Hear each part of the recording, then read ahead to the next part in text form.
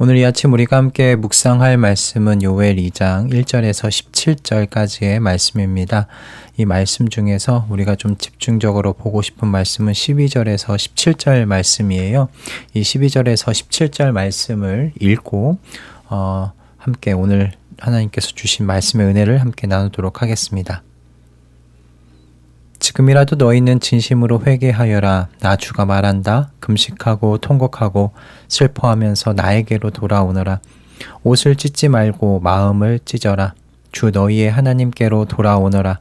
주님께서는 은혜롭고 자비로우시며 오래 참으시며 한결같은 사랑을 늘 베푸시고 불쌍히 여기시는 마음이 많으셔서 뜻을 돌이켜 재앙을 거두기도 하신다.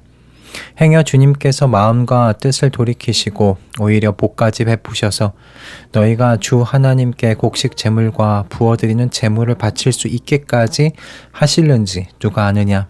너희는 시온에서 뿔나팔을 불어라. 거룩한 금식을 선포하고 성회를 열어라. 백성을 한데 모으고 회중을 거룩하게 구별하여라.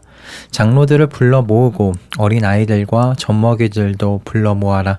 신랑도 신방에서 나오게 하고 신부도 침실에서 나오게 하여라. 주님을 섬기는 제사장들은 성전 현관과 번제단 사이에서 울면서 호소하여라. 주님의 백성을 불쌍히 여겨 주십시오. 주님의 소유인 이 백성이 이방인들에게 통치를 받는 수모를 당하지 않게 하여 주십시오. 세계 만민이 그들의 하나님이 어디에 있느냐 하면서 조롱하지 못하게 하여 주십시오. 아멘. 지난주에 저희가 함께 나누었던 요엘 1장을 보시면 끔찍한 장면이 등장을 합니다. 메뚜기 떼가 남은 모든 것을 다 갉아먹는 장면인데요.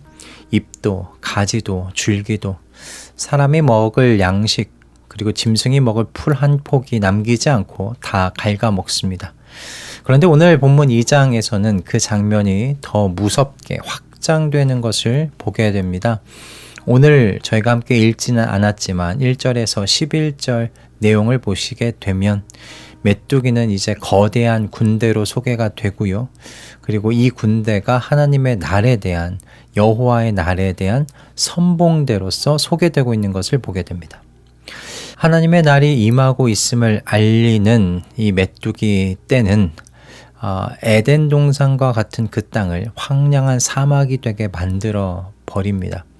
에덴을 생각하면 저희는 아담과 하와를 비롯해서 하나님의 창조의 손길이 남아 있는 곳으로 저희가 생각하게 되는데 그런 에덴이 하나님께서 보낸 이 군대로 인하여 황량한 사막으로 변해버리는 겁니다.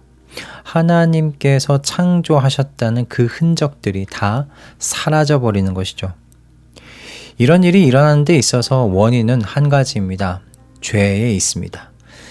이 사실 여러분 우리가 잊지 말아야 할 것입니다. 하나님 앞에서 죄가 깊이 뿌리를 내림으로 에덴과 같은 곳이 황량한 사막이 되어버립니다. 하나님의 창조의 흔적이 사라지게 되는 겁니다.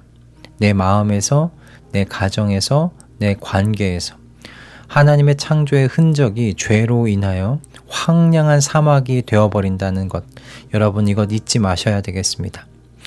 자, 그런데 이제 11절 보시면 이 군대의 사령관이 누구인지가 정확하게 이제 밝혀지게 됩니다. 바로 여호와 하나님이시라고 되어 있습니다. 주님께서 큰 음성으로 당신의 군대를 지휘하십니다. 죄인으로 하나님 앞에 서 있다는 것이 여러분 이렇게나 두려운 일입니다. 죄인들에게 하나님의 날은 모든 것이 황폐하게 되는 심판의 날이죠. 그리고 창조주가 대적하시는 분이 되시는 날이기도 합니다. 그러니 여러분 얼마나 이게 두려운 날입니까? 1장부터 시작해서 2장 10절까지 메뚜기 떼의 막강한 군세를 보게 되는데 2장 11절의 이 한 말씀으로 인해서 우리가 정작 두려워해야 할 분이 메뚜기 떼, 우리의 소유를 가져가는 것들이 아니라 바로 여호와 하나님이시라는 것을 저희가 생각하게 됩니다.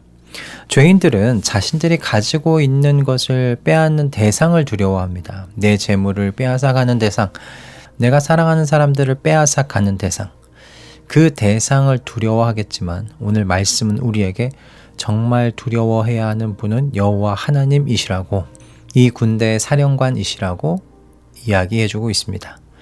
이 막강한 군대를 정말 큰 음성만으로 진두지휘하시는 하나님은 얼마나 큰 권세를 가지신 분인가, 오늘 이 말씀이 우리에게 분명하게 드러내 보여주고 있어요. 그래서 11절은 마지막에 이렇게 묻습니다. 누가 감히 그날을 견디어 내겠느냐 입니다. 견디어 낼 사람이 아무도 없다는 거죠. 나의 의로움도 견딜 수 없고 나의 종교성도 견딜 수 없습니다. 막다른 골목처럼 보입니다. 빠져나갈 수 있는 곳은 없고 이 심판을 받고 멸망하는 길밖에는 없어 보입니다. 그런데 여러분, 이 막다른 길 앞에서 12절이 시작되는 거예요. 이제라도 너희는 진심으로 회개하여라. 나 주가 말한다. 금식하고 통곡하고 슬퍼하면서 나에게로 돌아오너라.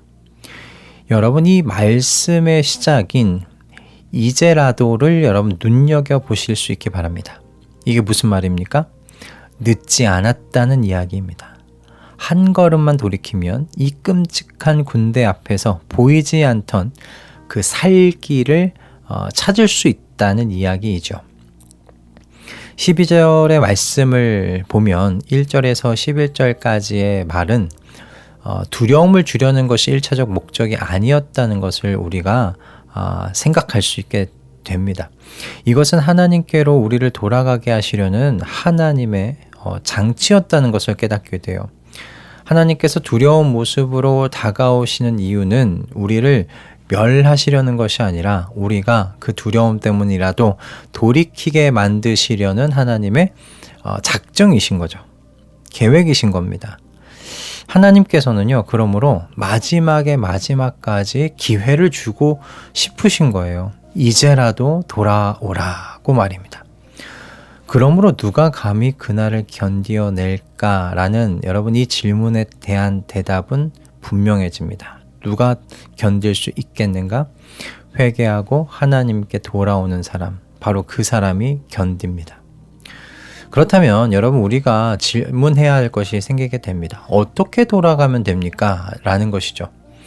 하나님께서는 자기에게 돌아오는 사람이 어떤 모습으로 돌아와야 하는지 13절에서 여러분 정확하게 설명하십니다. 어떻게 이야기하십니까? 옷을 찢지 말고 마음을 찢어라. 고대 근동에서 옷을 찢는 것은 가장 강한 슬픔과 회개의 표시였습니다. 야곱이 요셉이 죽었다는 소식을 들었을 때 옷을 찢었고요. 다윗이 사울의 죽음을 들었을 때도 옷을 찢었습니다. 그런데 하나님께서 그거 하지 말라고 하시는 거예요. 왜요? 하나님은 그런 외적인 표현에 너무도 익숙하시다는 거죠. 너희들이 하는 그 모든 것들이 지금은 의례가 되어버리지 않았느냐, 의식이 되어버리지 않았느냐는 거예요. 그래서 하나님께서 말씀하시는 겁니다. 내가 원하는 건 그런 외적인 거, 외형이 아니라 내면이다 라는 겁니다. 하나님은 여러분 외모를 보시는 분이 아니라 내면을 보시는 분이지 않습니까? 그런데 여러분, 막상 우리가 하나님께로 돌아가려고 할 때 우리 마음 가운데 이런 불안감이 올라올 수 있다고 생각이 들어요. 나 같은 죄인을 하나님께서 받아주시기나 하실까라는 그런 불안감입니다. 하나님이 이것까지도 용서해 주실까? 하나님께서 용서해 주지 않으실 것 같은데? 라는 그런 막연한 불안감이고 두려움인 거죠. 이게 우리가 하나님께로 돌아가는 것을 머뭇머뭇하게 만듭니다. 그런데 우리의 이 불안감을, 이 두려움을 하나님께서 아셨는지 13절 후반절에 이런 말씀을 남겨두셨어요. 주님께서는 은혜롭고 자비로우셔서 오래 참으시며 한결같은 사랑을 베푸시고 불쌍히 여기는 마음이 많으셔서 뜻을 돌이켜 재앙을 거두기도 하신다. 여러분, 이 말씀은 원래 출애굽기 34장에서 하나님께서 모세에게 직접 자기 자신을 소개하실 때 하셨던 말씀입니다. 이 말씀을 볼 때 우리는 이런 확신을 가질 수가 있게 됩니다. 우리가 회개할 수 있는 바로 그 근거가 우리의 결단이 강하거나 우리의 의지가 굳건해서가 아니라는 거죠. 하나님께서 은혜로우시고 어머니가 자녀를 품으시듯 그렇게 자비로우시며 더디 분노하시고 그 사랑이 끊어지지 않고 신실하신 분이시기 때문에 우리가 회개할 수 있다는 겁니다. 하나님께로 돌아갈 용기를 얻을 수 있는 거죠. 그래서 우리가 마음을 찢고 하나님께로 나아갈 수 있다는 말씀입니다. 그래서 이런 하나님께 나아갈 때 여러분 겸손한 자세로 나아가야 합니다.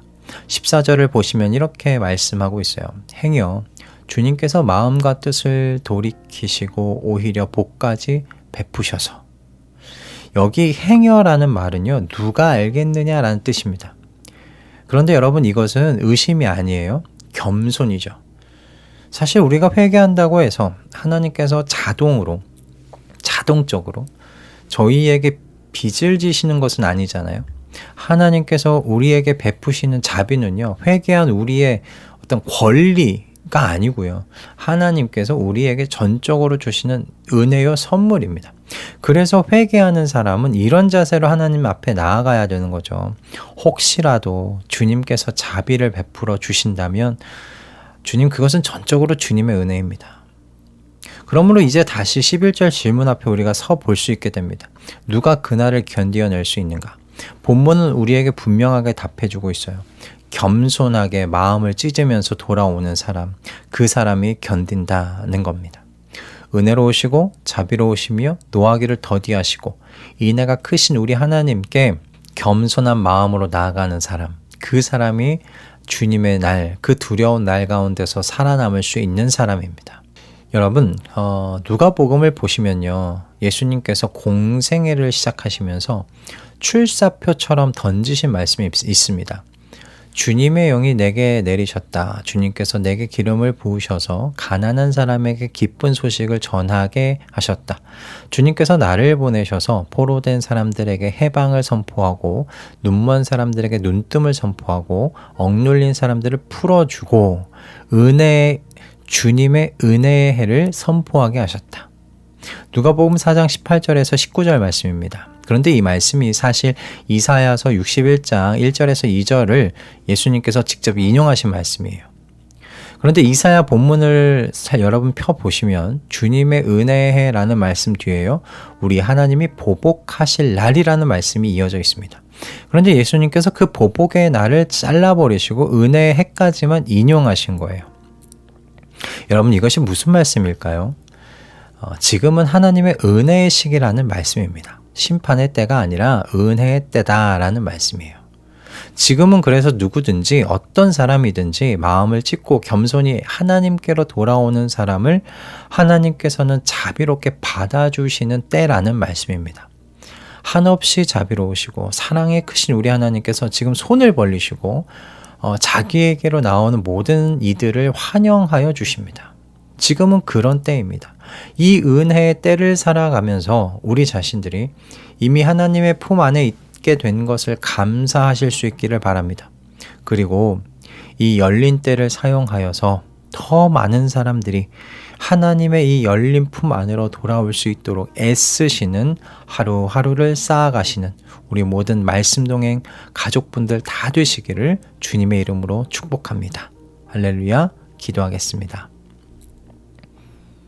주님, 오늘 우리에게 지금이 은혜의 때임을 다시 한번 상기시켜 주셔서 감사합니다. 그러나 오늘 말씀을 또한 잊지 않게 하여 주시옵소서. 은혜의 시기 뒤에 임하는 여호와의 날이 있다는 사실을 말입니다. 그 날은 여호와께서 친히 사령관이 되셔서 여호와의 군대를 아끼지 않으시고 사용하시는 날입니다. 그러니 지금 열려있는 이 은혜의 때를 귀하게 그리고 지혜롭게 사용하는 저희 모두가 되도록 인도하여 주시옵소서. 하나님의 성령께서 매일같이 저희를 이 지혜로운 길로 인도해 주실 것을 믿으며 우리 주 예수 그리스도의 이름으로 기도드립니다. 아멘.